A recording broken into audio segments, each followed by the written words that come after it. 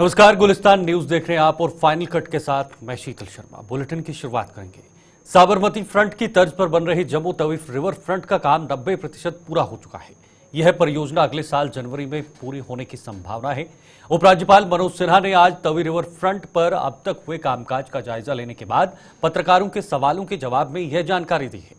उन्होंने बताया कि जम्मू को पर्यटन स्थल के रूप में विकसित करने की कोशिशें रंग ला रही हैं और यही वजह है कि पर्यटकों की संख्या में इजाफा होने लगा है। उन्होंने बताया कि दूसरे चरण में तवी के किनारे एक नया शहर बसाने का लक्ष्य निर्धारित किया गया है और आने वाले समय में इस पर भी काम शुरू कर दिया जाएगा। इससे पहले स्मार्ट सिटी परियोजना के अधिकारियों ने उपराज्यपाल को तवी रिवर फ्रंट पर अब तक हुए काम का ब्यौरा दिया। का 90% काम लगभग पूरा हो गया है और हम उम्मीद करते हैं कि जनवरी तक ये काम कंप्लीट हो जाएगा। स्वाभाविक रूप से इस प्रोजेक्ट के पूरा होने से जम्मू के पर्यटन की संभावनाओं में विस्तार होगा।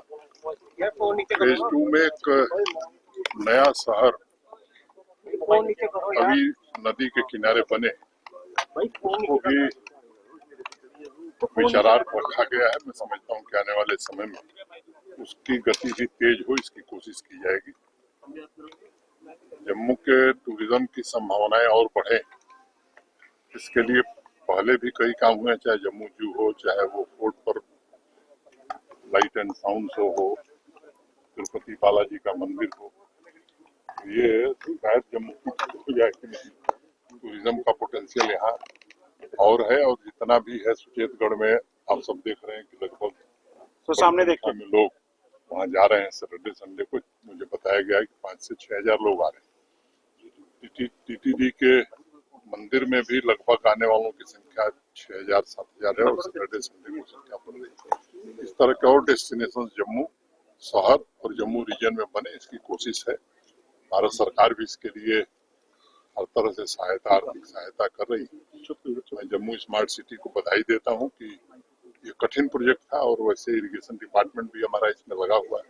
उम्मीद करता हूं कि अब जम्मू के लोगों की शाम सुनहरी होगी लखनऊ की तरह। वहीं जम्मू में आज भारतीय जनता पार्टी के कार्यालय में सदस्यता अभियान को लेकर एक बैठक का आयोजन किया गया। बीजेपी के प्रदेश अध्यक्ष सत शर्मा की अध्यक्षता में हुई इस बैठक में पार्टी के वरिष्ठ नेताओं के अलावा विधायक भी शामिल हुए।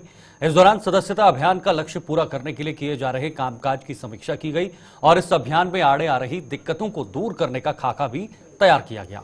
बैठक को लेकर हमारी संवाददाता शिल्पा शर्मा ने प्रदेश अध्यक्ष सत शर्मा के साथ खास बातचीत की है। आइए देखते हैं क्या कहना था।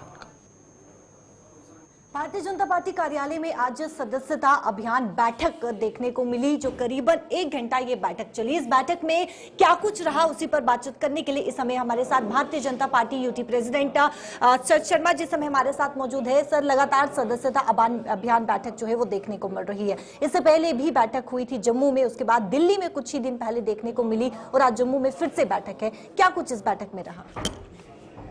भारतीय जनता पार्टी विश्व की सबसे बड़ी पॉलिटिकल पार्टी है। आज भी सदस्यता को लेकर लगभग 12 करोड़ मेंबर्स भारतीय जनता पार्टी के साथ सीधे तौर पर जुड़ चुके हैं। उसी संदर्भ में आज सभी विधायकों को पार्टी कार्यालय में बुलाया था। उनके संबंधित कुछ कार्यों को लेकर, जो कार्य उनके माध्यम से हो रहे हैं, कुछ कार्यों की समीक्षा और उसके साथ साथ संगठनात्मक तौर पर जो मेंबरशिप को लेकर जो मेंबरशिप ड्राइव है, इसमें हमारे संगठन के साथ साथ हमारे विधायकों की भूमिका भी जो है वो प्रमुख है। उस विषय को लेकर हम सब ने बैठक की है। कहीं कहीं कुछ दिक्कतें आ रही हैं, वहाँ पर ऑफलाइन फॉर्म्स भी हम लोगों ने भेजे हैं। वो फॉर्म्स भी भरकर हम लोग यहाँ कंप्यूटर के माध्यम से डिटेल भरकर केंद्र में पहुँचा सकते हैं। वो भी टारगेट पूरा करने में हमारा जो है वो सहायक होगा। कि और कितने लोगों को जोड़ने की यहाँ पर जो है वो भारतीय जनता पार्टी कोशिश कर रही है? क्या कुछ लक्ष्य पार्टी की तरफ से लगभग हम लोगों ने तय किया था कि जितने वोट हर कॉन्स्टिट्यूंसी में हमारे विधायकों ने लिए हैं, वहाँ तक हम लोग पहुँचे। 2 सितंबर को इसकी शुरुआत हुई थी मेंबरशिप की, लेकिन हम लोग मेंबरशिप में काफ़ी लेट थे। कारण ये था कि उन दिनों में हमारे चुनाव थे। हमने 6 नवंबर को इसकी शुरुआत की थी, लेकिन फिर भी हम लोग कोशिश कर रहे हैं। पार्टी का हर स्तर का कार्यकर्ता, चाहे वो बूथ स्तर का है, चाहे वो प्रदेश स्तर का है, हर कार्यकर्ता जो है मेंबरशिप को बढ़ाने के लिए लगा है और हम लोग इसके लिए प्रयासरत हैं। आगे पंचायती चुनाव भी आने हैं, ऑर्गेनाइजेशन चुनाव भी, उसके विषयों को लेकर भी आज चर्चा हुई है, क्योंकि जिस तरीके से इलेक्टोरल रूल्स जो हैं पंचायत इलेक्शनों की शुरू हो चुके हैं, सभी विधायकों को कहा गया और विधायक लगातार से अपने लोगों के बीच में वहाँ काम कर रहे हैं। मेरा मानना है कि एक अच्छे वातावरण में हमारे विधायक जीत कर आए हैं, उसी वातावरण को आगे ले जाकर वो जो हैं वो काम करेंगे, ऐसी अपेक्षा है। जितने वोट्स हमारे विधायकों ने अपनी अपनी कॉन्स्टिट्यूंसी से लिए हैं, कम से कम उतने वोट जो हैं पार्टी के साथ अवश्य जुड़े। चलिए, बहुत बहुत शुक्रिया। बातचीत करने के लिए लगातार भारतीय जनता पार्टी जो है वो सदस्यता अभियान बैठक देखने को मिल रही है और लगातार ये प्रयास की जा रही है कि ज्यादा से ज्यादा जो है वो लोगों को जोड़ा जा सके। और अपने साफ्तों पर सुना, आगे पंचायती चुनाव आने वाले हैं और साथ ही साथ ऑर्गेनाइजेशन चुनाव भी आने वाले हैं, तो उसको लेकर भी भारतीय जनता पार्टी को और भी ज्यादा जो है वो मजबूत किया जाए, उसको लेकर भी आज बैठक में जो है वो चर्चा की गई। कैमरा पर्सन शमी थापर के साथ शिल्पा शर्मा, जम्मू। वही इस साल का कैलक संस्कृत रत्न पुरस्कार निरंजनी पीठाधीश्वर कैलाशानंद गिरी जी महाराज को दिया जा रहा है। श्री कैलक ज्योतिष एवं वैदिक संस्थान द्वारा शुरू किए गए पुरस्कार के लिए इस बार उनका चयन हुआ है। ट्रस्ट के अध्यक्ष महंत रोहित शास्त्री ने एक प्रेस कॉन्फ्रेंस के दौरान बताया कि इस बार पुरस्कार वितरण समारोह जम्मू में 27 नवंबर को होने जा रहा है, जिसमें उपराज्यपाल मनोज सिन्हा मुख्य अतिथि रहेंगे। उन्होंने यह भी बताया कि यह पुरस्कार लेने के लिए कैलाशानंद गिरी जी महाराज स्वयं जम्मू पहुंच रहे हैं।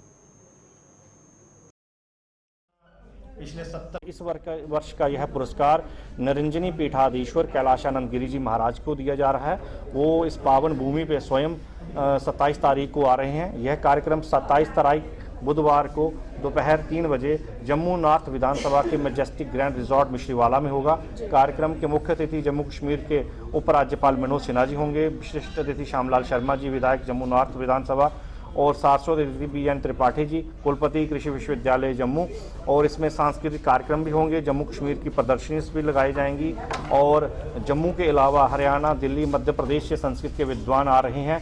बहुत ही भव्य आयोजन होने जा रहा है। आप पत्रकार बंधुओं का धन्यवाद, आपने अपना बहुमूल्य समय दिया और मैं आपसे आग्रह करता हूं कि 27 तारीख बुधवार को आप भी परिवार सहित आएँ और गुरु जी के आगे बढ़ेंगे। सफाई कर्मचारियों की मांगे पूरी न होने की सूरत में जम्मू में बुधवार 27 नवंबर से गंदगी के ढेर लगने शुरू हो जाएंगे। सिविक सफाई कर्मचारी यूनियन ने एक बार फिर अपनी मांगों का हवाला देते हुए चेताया है कि यदि उनकी सुनवाई न हुई तो वो बुधवार से काम छोड़ हड़ताल पर जाने को मजबूर हो जाएंगे। यूनियन ने आज भी नगर निगम के कार्यालय के बाहर धरना प्रदर्शन कर निगम के तीसरे जोन का टेंडर जारी करने और अस्थायी सफाई कर्मचारियों को नियमित करने की मांग जोर शोर से उठाई है।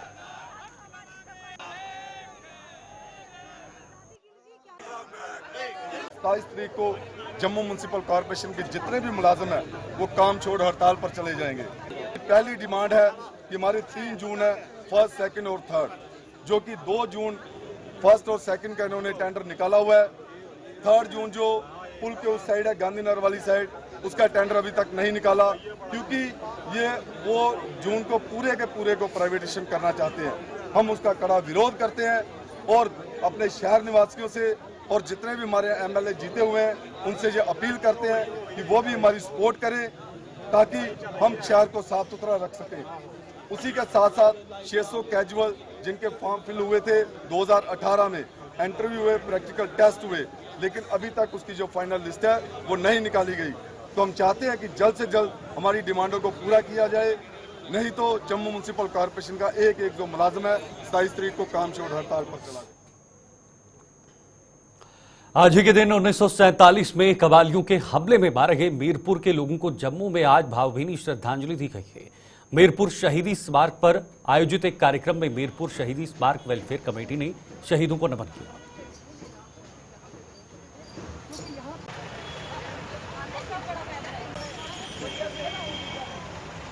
आने वाली जो पीढ़ी है वो हमेशा 10 मगर को याद रखे।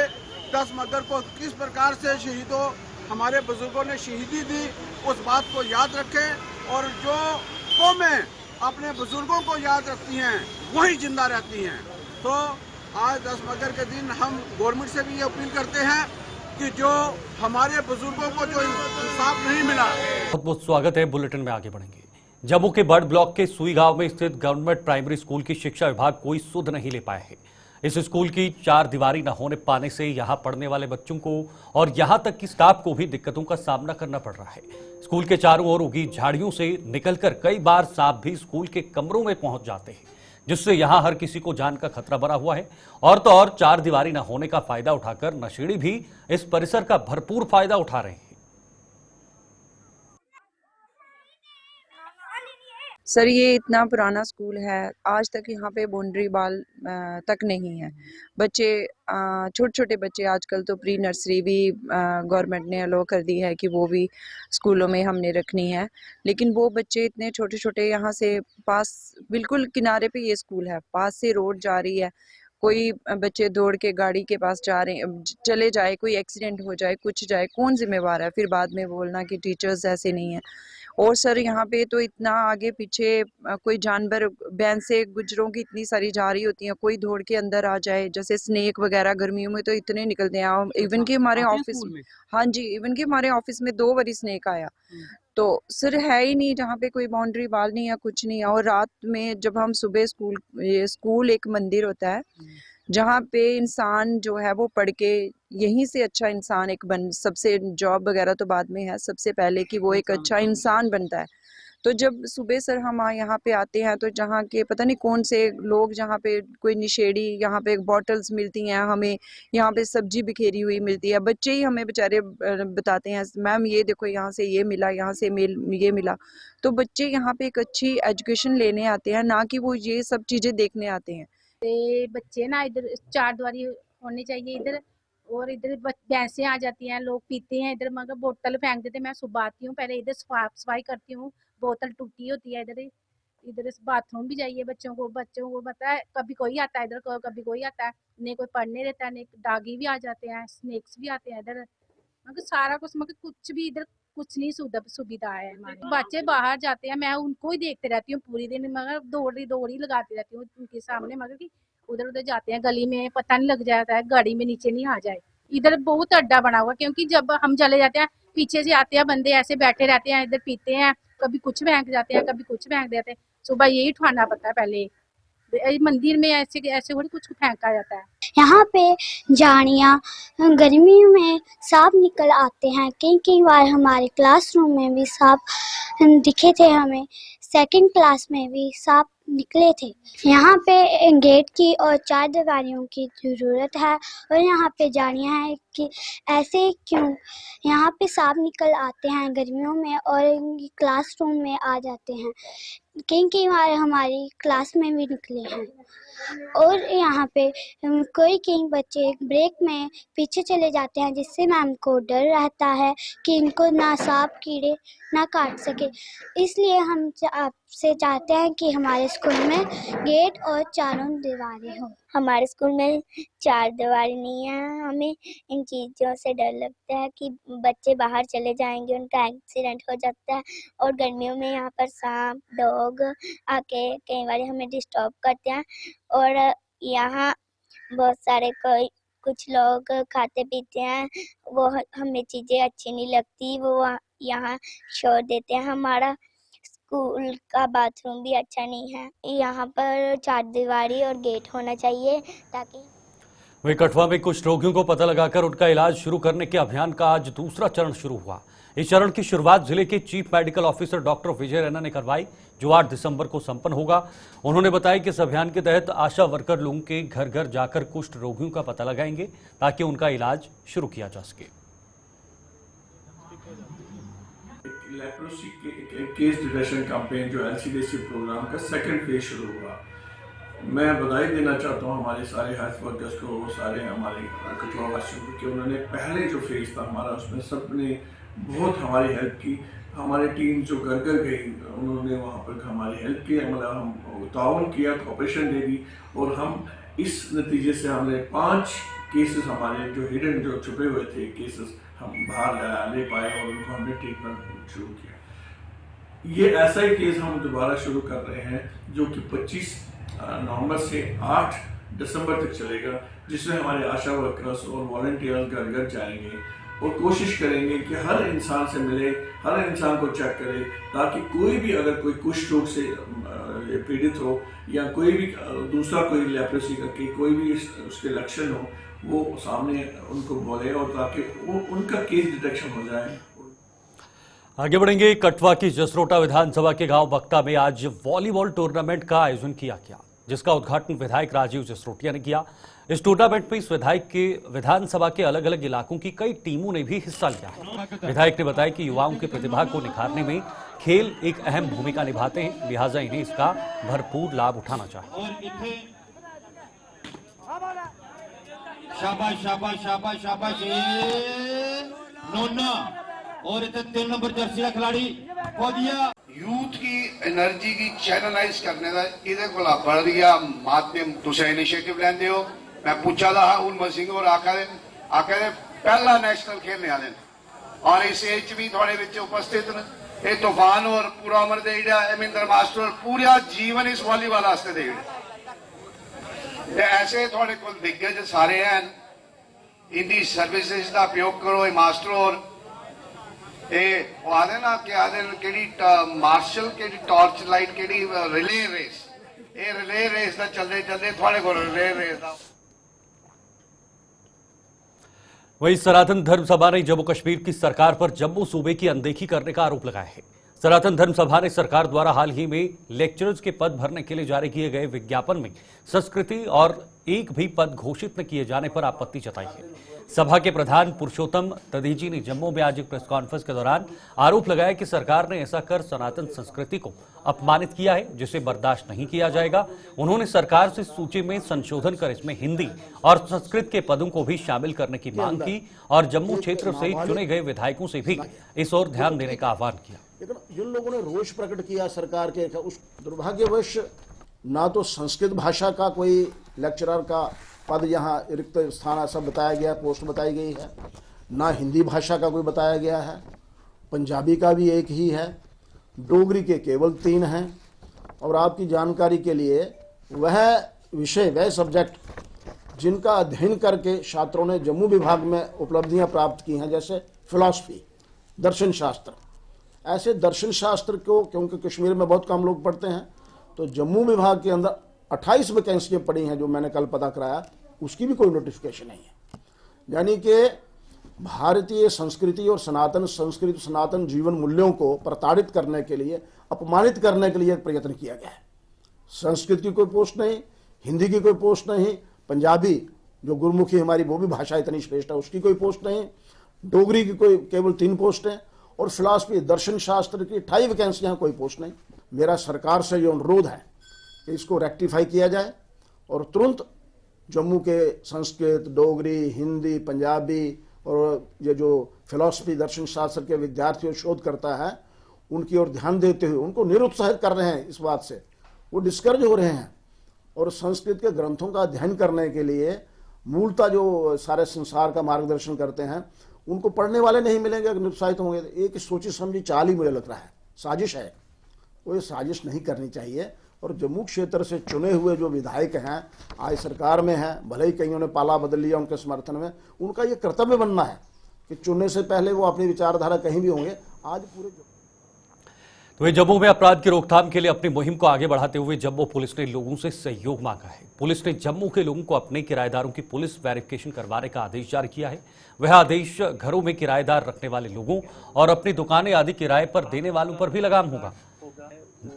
एसपी साउथ अजय शर्मा ने आज एक प्रेस कॉन्फ्रेंस में लोगों से यह आह्वान किया है। उन्होंने बताया कि ऐसा न करने वाले लोगों के खिलाफ कानूनी कार्रवाई की जाएगी, लिहाजा वो इस आदेश का हर हाल में पालन करें ताकि भविष्य में उन्हें कोई परेशानी न हो। आप पुलिस स्टेशन आइए, अगर आपके पास कोई भी व्यक्ति आके रहने के लिए आता है, आप उसको रेंट आउट करते हैं अपनी प्रॉपर्टी, तो आपको उसकी वेरिफिकेशन मैंडेटरी जो है वो करवानी होती है from the nearest police station और द कंसर्निंग पुलिस स्टेशन। इसके चलते 15 FIRs हमारे पुलिस सब डिवीजन ईस्ट में लॉन्च हुई, जो कि पुलिस स्टेशन छन्नी हिम्मत और पुलिस स्टेशन त्रिकुटा नगर के अंदर हुई, बाहू फोर्ट जिसका पुलिस नेम जो है। और इसी तरीके से पुलिस स्टेशन सतवारी और गंग्याल में भी 3 FIRs लॉन्च हुई हैं। मैं आपके माध्यम से जम्मू वासियों को सबको रिक्वेस्ट करना चाहूँगा और आगाह भी करना चाहूँगा कि जब भी आप किसी भी व्यक्ति को अपने पास रहने की जगह दें, उसका प्रॉपर पुलिस वेरिफिकेशन करवाएं, अदरवाइज आपके खिलाफ भी कानूनी कार्रवाई होगी। जो भी छोटी मोटी शहर के अंदर वारदात होती हैं, जिसके अंदर चोरी हो गया या और कोई इस तरीके के हीनियस क्राइम्स होते हैं, ये पुलिस रिकॉर्ड्स के हिसाब से ये पाया गया है कि ऐसे लोग क्राइम को अंजाम देने के बाद उस जगह को छोड़ देते हैं और जब हम उस मकान मालिक के पास पहुंचते हैं तो उनके पास कोई भी उनका प्रॉपर रिकॉर्ड नहीं होता। और ऐसे में भी मैं अगेन रिक्वेस्ट भी करना चाहूँगा और वार्न भी करना चाहूँगा कि अगर कुछ ऐसे केस के अंदर लीड्स वापस ट्रेस आउट होके जब बैक ट्रैक करके जब जो हमारी रिवर्स प्रोसेस है उसके तहत अगर मकान मालिक उसमें आएगा तो you will be equally held responsible, not under the violation of the DM's order only, but in that particular case also you can be involved. So again I want to request on behalf of SSP Jammu अपने सारे जम्मू के शहरियों से कि आपके पास जो भी व्यक्ति रहने के लिए आता है आप उसका काइंडली प्रॉपर। चलिए फाइनल कट में फिलहाल के लिए इतना ही, दीजिए इजाजत, नमस्कार।